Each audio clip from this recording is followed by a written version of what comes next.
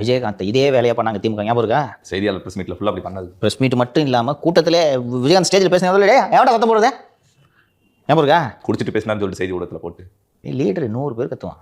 தலைவன் நிதானம் இழக்கக்கூடாது. நிதானம் இழப்பவன் தலைவனாக முடியாது. கருணாநிதி கூட்டத்தில், எம்ஜிஆர் கூட்டத்தில், ஜெயலலிதா கூட்டத்தில் எல்லாம் அது நடக்காதா? அவங்களாம் என்னைக்காவது அப்படி நடந்திருக்காங்களா?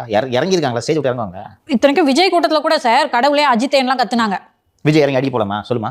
அமைதி காத்துட்டு உடனே வேற பேச ஆரம்பிச்சிட்டாரு. போலாமா? விஜய் இறங்கி அடி போனா கெட்ட பேர் ஆயிடும் இருக்கு.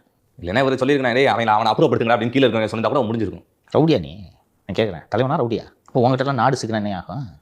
மண்ணு சிக்கனா என்ன ஆகும்? அதை ஏஐல போட்டு என்னை போட்டு அடிக்கிறாங்க சார். தம்பி என்ன பண்ணியிருக்கான், ஏஐல போயிட்டு அண்ணன் கையில் இந்த மண் எப்போ சிக்கும் அப்படி கேட்டிருக்கான். அந்த ஏஐ சொல்லியிருக்கா 1000 வருஷம் ஆனாலும் சிக்காது அப்படின்னு சொல்லிட்டு. சட்டை பத்தியா? ஏன்னா கரிகாலன் எடுத்துட்டாரு அந்த மண்ணு பூரா. அண்ணன் கையில் சிக்காது. அவரோட தன்மை அவ்வளோதான். அவரோட ஒளி நாடகம்லாம் ஏகப்பட்டது வந்து கேட்டிருக்கீங்களா? எல்லாத்துலையும் எதுலையாவது பண்பாக பேசியிருக்கிறா? ஆஃப் ஸ்டேஜ் இருக்க பிஹேவியர் ஆன் ஸ்டேஜுக்கு வருது, அவ்வளோதான். சார் நிதானம் இழந்துட்டாரோ சீமான் அவர்கள்? இதில் இன்னும் சந்தேகம் உனக்கு? இல்லை, அந்த மாதிரி வேணும்னே உசுப்பேத்தி விடுறாங்கன்னு எனக்கு தோணுது சார். உசுப்பேத்தினாலும் நீங்கள் அதுக்கு இதுக்காக கூடாதுமா.